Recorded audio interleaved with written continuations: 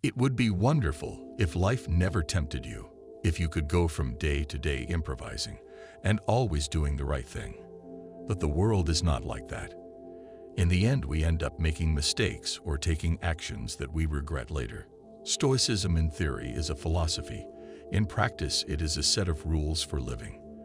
The Stoics believed that life was complicated and full of situations that will test us. So they created rules to help keep us on the right path. In this video, I'm going to talk about 11 historical rules that I set for myself to become the best version of myself. These 11 rules were created by the Stoic philosophers over 2,000 years ago and have been helpful to many people throughout history. So I invite you to stay to the end to learn all the rules so you can apply them to your life. Before we begin, I would appreciate if you like the video so that you can help me to continue spreading this philosophy. If you are not subscribed, I recommend you to subscribe and activate the bell so you don't miss any video. Rule 1. Conquer your mornings. One of the best moments of Marcus Aurelius' Meditations is the discussion he has with himself at the beginning of Book 5. He knows he has to get out of bed, but he desperately wants to stay under the warm sheets. It's easy to understand, but it's also impressive. Marcus Aurelius didn't have to get out of bed. He wasn't actually obliged to do anything. Many emperors before him had delegated the tasks of government to focus solely on living life surrounded by luxury. However, Marcus Aurelius forced himself not to fall into these temptations and to take care of his tasks very early in the morning, because Marcus Aurelius knew that winning the morning was the key to winning the day and winning in life. He would not have heard the expression that the early bird catches the worm, but he was well aware that a day well started was a productive day. I personally take these 3 actions to have a productive morning. 1. Write in a journal. As soon as I wake up, I write down the things I have to do during the day, and I write a small text of reflection on the previous day, where I write down the things I did well and the things I did badly to make me aware of what I have to improve. Journaling allows me to create a habit every morning and reflect on my life. It reminds myself of what I need to do and how I need to act. 2. Play sports. You don't have to do sports with a lot of intensity. By playing sports, I mean getting moving. Go for a walk, go to the gym, go for a run, whatever you want. As long as it activates you physically, it will wake you up and put your mind at ease and ready for the 3rd action. 3. Focus on work. Once I have done the previous 2 actions, I am ready to focus on the task in front of me. Rule 2. Focus on what is under your control. The Stoics put a lot of emphasis on focusing on the things we can control and forgetting about the things we can't control. Understanding this will make you much more practical, and you will waste less time worrying about things that don't deserve it. Once you understand this, you will avoid many frustrations and suffering situations, and you will know what is worth focusing on to achieve the goals you set for yourself. A clear example is in sports. You control how you play. However, you do not control if you win, if the opponent is respectful, if the public cheers you on or not.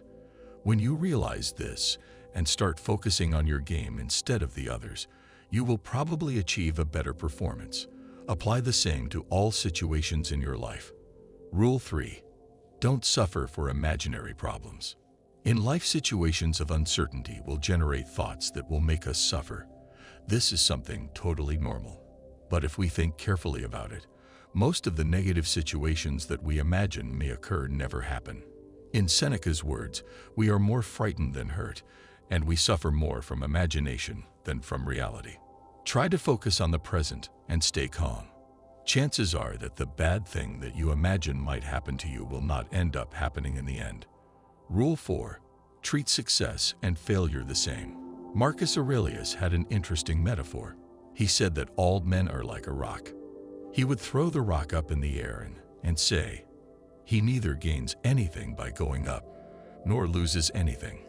Going down, it remains the same rock.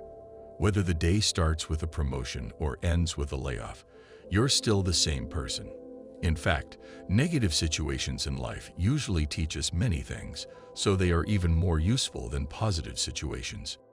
Feel grateful for everything that happens to you, no matter if it is good or bad, because no matter what happens, you are still the same and you will be able to learn from any situation. Rule 5. Do only one thing every day. This rule should not be applied literally. By doing one thing every day, I mean two situations. The first is for people who live without goals. It is important to focus on one goal to achieve each day. No matter how small, living without goals turns a potentially extraordinary life into a mediocre life. The second is for people with many goals. Having big ambitions is not bad, but focus on taking one step at a time. Focusing on too many things at once can make you lose focus on what is really important. With this rule, I invite you to try to achieve at least one goal you set for yourself every day. It doesn't matter if it is something basic or something very complex. Strive to achieve it. Rule 6. Don't look for the easy way. Whenever you want to achieve something, remember that there is no easy way to achieve it. In life, things that are worthwhile are achieved with effort. Think of anyone you consider successful and read their biography. You will see that everything that person has achieved has been accomplished through hard work and discipline. In fact, that is the key to his or her becoming successful. Difficult paths build your character.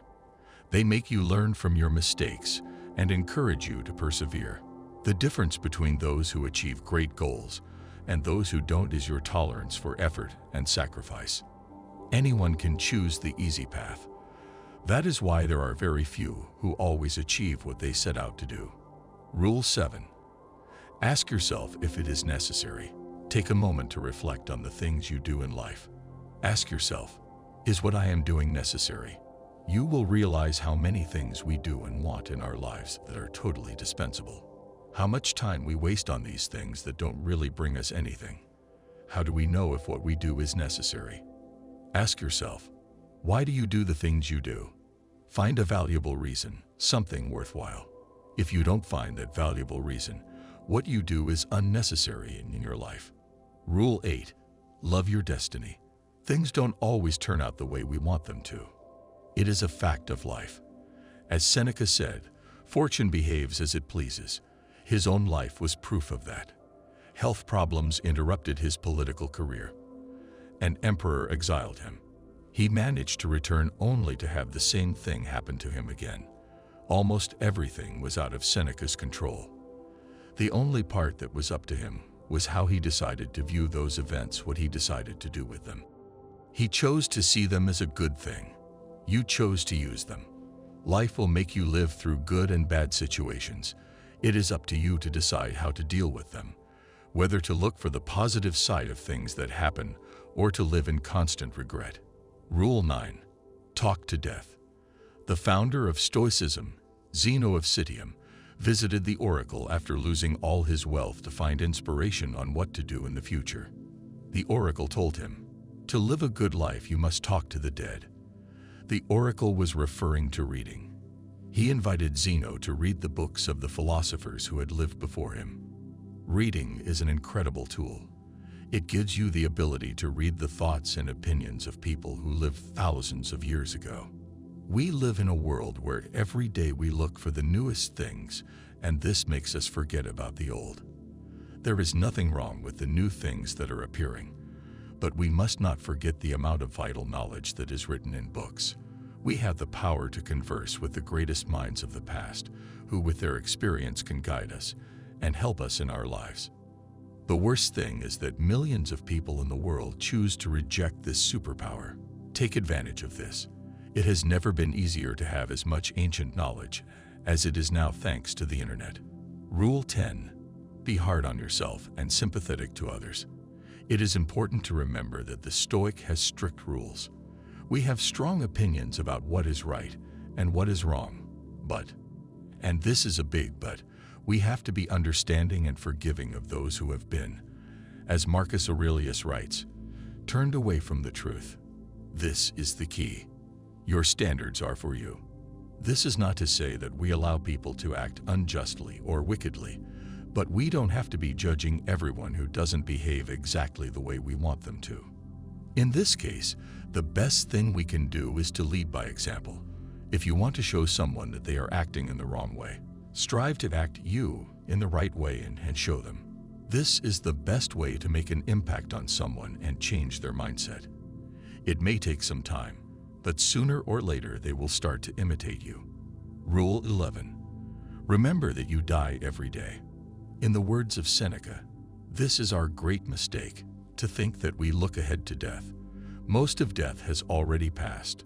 All the time that has passed is the property of death. It is easy to see death as something distant. We think of death as an event that happens to us at some point in life. It is something stationary, whatever the date on which it will occur.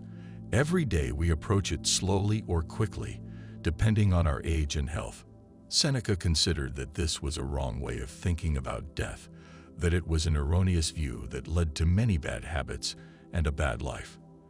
On the contrary, he said that death was a process that was happening to us right now. We die every day. Even as you watch this video, time is passing that you will never get back. That time, he said, belongs to death. Death is not in the distance. It is with us right now. It is the second hand of the clock. It is the sunset. When the arrow of time moves, death keeps claiming it every moment that has passed. What are we to do about it? The answer is live. Live while you can. Procrastinate nothing. Leave nothing unfinished. And make the most of the time while it still belongs to you. What did you think of these Stoic rules? Would you add any more? I look forward to hearing from you in the comments. Personally, I try to apply these rules in my life. It's not easy, though. And many times one forgets. I try to write it down somewhere and remind myself. Stoicism is not an easy path, just like life requires a lot of effort and discipline. But it is worth it. See you next time.